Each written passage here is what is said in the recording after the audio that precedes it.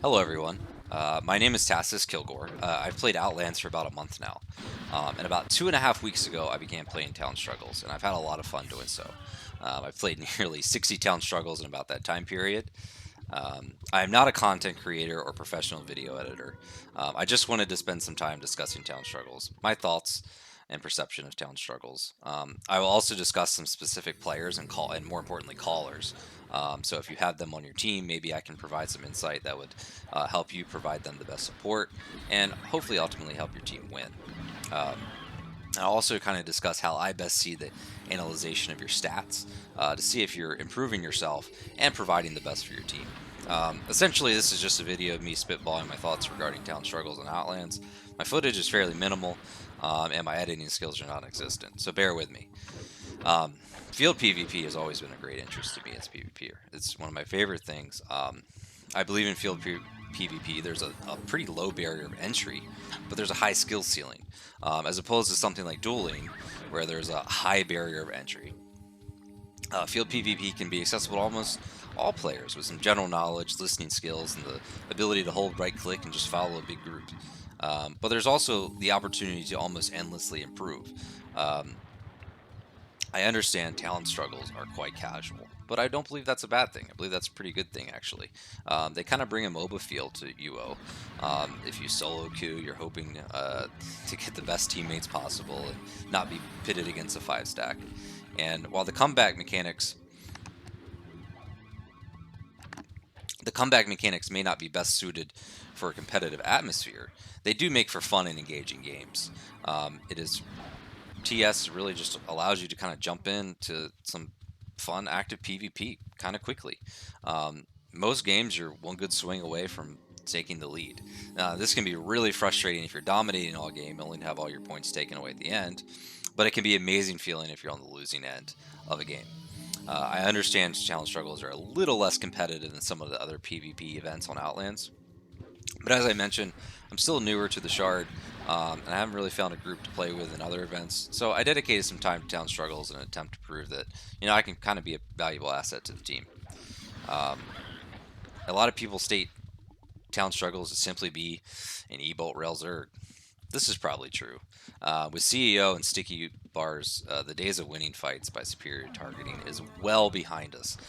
Back in 2000, 2010 to probably about 2017, 2018, winning fights was about what group can target better, can group better. Now everyone can target. Fights move quickly. Positioning and kiting are more important than ever. They are probably the most important things now. I do believe that some fights in town struggles can be just a brainless e-bolt dirt, but I do think there is some depth of skill. Um, Involved, and there's definitely ways that you can improve yourself. So I just want to discuss 4 or 5 points I've seen, not necessarily tips or tricks, just 4 or 5 points that maybe you can get something from. Um, First thing, callers. Staying grouped with your caller is pretty much paramount. From what I found, even if you have a bad caller, it's probably better to just stay with them than to do your own thing. And calling in talent struggles is a little bit different. And a good caller in talent struggles will pretty much give excellent directional based information. And I think that kind of what separates good callers from bad callers in the town struggles. North, south, east, west. They give you ample time to make sure you're moving in the right direction and keep the group moving in the right direction together. Um, and like I said, I believe that the directional calling is almost more important than either target, and definitely more important than precision of drops in a talent struggle, where precision isn't necessarily paramount. So, if you want to help your team win and you're not the person calling, stick next to your caller. Not sticking 4 or 5 tiles back, stick in their pocket. Stay right next to your caller. Attempt to drop the targets that they call, obviously, and most importantly, kind of keep them alive. If you got to sacrifice yourself to keep them alive, keep them alive because they're kind of keeping the group together. They're going out on a limb and speaking up and moving the group. Just try to your best to keep them alive. And also, some of the known callers are going to be a high priority target. People are going to know they're calling. They're going to try to drop on them. Later on in this video, I'll discuss some specific callers I played with and how to best play around them. So stick around for that. Um, The next thing I noticed that Dexter's pace the game. If you, I know it's a running joke to heal Kenny, but Dexters can really pace these town struggles, and they can really change the game.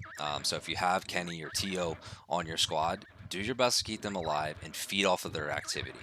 Um, Now, in some higher number games, this may be nullified a bit. They'll struggle to kind of get in.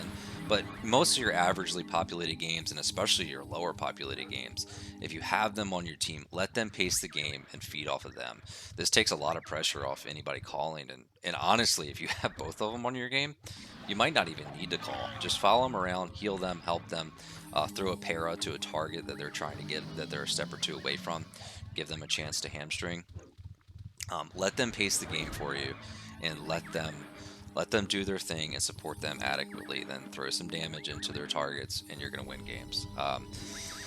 Some of the best games that I played have actually been completely silent and call the entire time, no caller, and the team just fed off the chaos that the Dexers were um, causing. They can't do it alone, but utilizing them is important. Whether you like the play style, whether you don't like the play style, utilizing them in talent struggles is a really really good idea. The next thing I want to talk about is healers. Healers are so underrated. For some reason, healing isn't rewarded properly. But if you've had Shan Yu, Hubbub, or Merta on your team, you probably didn't even notice if you're newer. And at the end of the game, you probably patted yourself on the back for your 10 kills and your 1.5k damage, and you just think you're the greatest. And you probably scoffed it. Man, look at this Shan Yu all the way at the bottom scoreboard here, and I was carrying the team. The reason you did all that was because, well, they probably have 3k plus healing. Healers are significantly underrated, and if you have one of these guys on your team, you're going to have a fun game. Starting out, I wouldn't suggest only healing, but I would definitely attempt to kind of flex and find what your team needs. If you're good at getting targets and your team doesn't seem to be getting targets well, then maybe you do need to get to the front and kind of get those targets. But if your team seems to be getting targets but not getting a ton of heals, drop back and heal a little bit. Always try to flex, and I think that's important for wins. The person that I've seen that does this kind of the best is Bambus. If you look at Bambus's stats, his healing and damage is almost 1-to-1. Um, which is pretty astounding, actually. So I think he just kind of views what his team needs at the time and fills that gap. Um, so don't be afraid to do that. Don't be afraid to do that at any time. So another thing I've seen is people need to commit to the kite and bait. The kite and bait is one of the oldest tricks in the book. Some of the good callers like Sephrix, Acetoni, they use this quite often. um, run away from the other team, get them chasing you, turn back and drop them with spells. However, what I see is a lot of people get way too antsy with this, and they either run back too early, drop their spells too early. If the caller calls for a kite and bait, follow that caller. Let them do that. Wait for the call to drop that. That is the most important. Do not turn back early.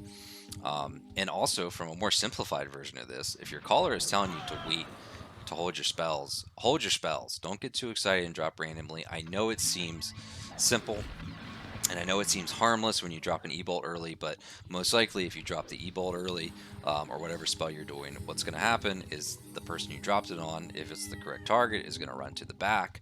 So there's one or two things going to happen. Either your caller is going to have to back off, the momentum swings back in the enemy team's direction, or your caller is going to follow through with it, and that player is running to the back. That's going to push your whole team out of position, and it's not going to be an even trade. It's probably going to be a bad trade for you. So hold your spells, people. Please hold your spells. Um, and this is something. The next thing I'm still working on is there's definitely a fine line between playing too much like a bitch and being too aggressive in talent struggles. Finding that middle ground is really important, and kind of working with the specific caller you have will dictate how aggressive you can be at any given time. So at the end of the day, the game is about catching people out of position. So find out a way to put yourself in the best position possible and to not get caught out. So I wanted to mention some specific callers. Like I said, only been here for a couple weeks, and I know there are lots of great callers out of there. In the short time I played some one-off games, Omerta, who usually heals, is just a fantastic caller. The guy's just top notch. I believe another game I played with like Shamex, I believe his name was. He was excellent. I played with some other guys from FUQ that call pretty well. Tegrity does a pretty good job. But I just wanted to discuss three players that I've played a significant amount of games with, just so I can give the best kind of input on them. Like I said, I'm not saying that they're the best out there, and I've only played a short period of time, so I'm sure there's people taking breaks or people that haven't been participating that are better. But I'm just going to discuss three, and I think if you get one of these three, some of this feedback might help you suit them the best way possible. The first one is my personal favorite that my style kind of works with best, and that's Acetoni. Acetoni gives excellent directional calls. He keeps the group together exceptionally well. He calls quick enough to get targets down, but not too quick to leave you confused or leave out the new players. He gives you some ample time to get the targets. He does switch often, but his switches are predictable.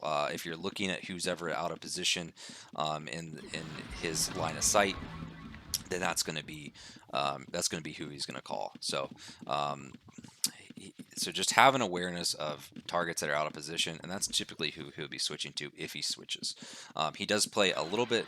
He plays a very methodical game, and if he has a group that follows him, he can do very, very well. It's just important to kind of stay in his pocket. Cephrex is a lot of fun. I've played some really high action games with Cephrex. He is so fun to play with, but I will say he is not for beginners. If you struggle to get targets, you're new to getting targets, Cephrex is going to be quick for you. He switches targets often, he switches targets quickly. If you're newer to targeting, it would probably be best to heal if you get Cephrex if you don't feel like you can get targets. However, if you're a bit more adept, you can have a lot of fun with him. He does switch targets often, but like Acetoni, he is predictable in who he switches to. You just have to have a little bit more self-awareness and to look at the targets that are getting out of position in front of him. So he is going to choose the people that he will call an initial target, but if somebody gets out of position, he is going to switch to them pretty quickly. So kind of look for that. Like Acetoni gives you a little bit more time. Cephrex is going to be a little quicker, but he also can turn fights significantly quick, and he can win a lot of fights that your team probably shouldn't win just because he's calling quick if you're following him. So the one thing that's really imperative is staying really, really close to Cephrex. You need to stay close to him to have success. Like I said, he is going to call those people that are in his line of sight. And you must commit to his pushes. And you must always be ready to drop, commit to his pushes, and stay close to him. Acetoni, on the other hand, gives a lot of leadway. If you're kind of hanging back, you can kind of still grab some of his targets. Cephrex, you gotta stay really on top of him. And always be ready to push with him. And he's also a really cool dude. He's great to play with. Had a lot of fun playing with him. So, Very Mad Ham is another one that I've played a significant amount of games with. He can be a bit abrasive, but he wants to win. Yeah, so you really can't deny that. His calls are going to be a little bit slower than the other two I mentioned above, but this isn't necessarily a bad thing. He gives the team ample time to get the target, and he has a purpose. He picks off some of the bigger targets, as in the perceived caller. He calls with the 2-1 drop method. So he will call. He's not calling it now. He's calling the full 2-1 drop. So if you are playing with him, be sure not to push yourself out of position too early. It's probably best if you have the target, wait for him to start the 2-1 drop and then push in and drop on the target. Considering you're doing e-bolt rails, and then you will have a good chance of success. He also has a pretty good understanding of the game itself. He's not just a call and drop, getting as most kills as possible. He has a good understanding of the game. He has a good understanding. He keeps track of the time, keeps track of the score, keeps track of points, keeps track of who's alive, who's not alive, and does a good job of that. So I've had a lot of cool comeback wins with him.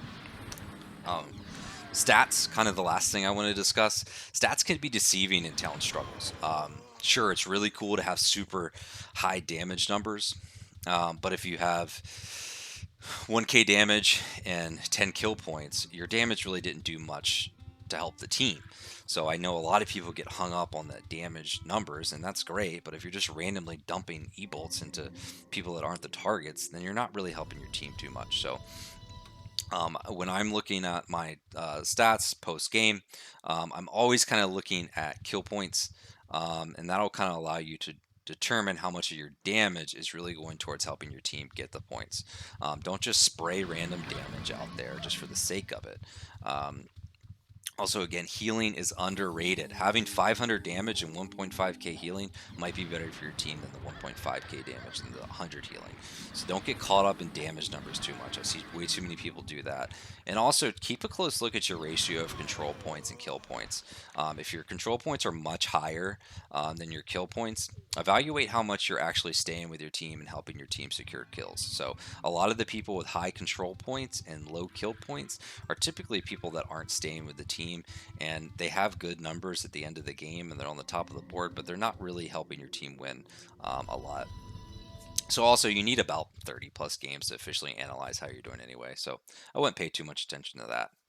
Anyway, those are just my thoughts. Thanks for listening, and I appreciate it. And I look forward to kind of meeting more of you guys on Outlands and playing with you. I've had a lot of fun. I haven't. I will say, I think some people have mentioned that they're kind of scared to join the big calls sometimes in TS. Most of the time, I've had a lot of great interactions in there. I don't say a whole lot, but I haven't heard too much raging. If you're a new player, honestly, the best thing to do is to mention that you're a new player, and I think people go out of the way to explain more and to give more direction. Um, so that's what I got. I appreciate it.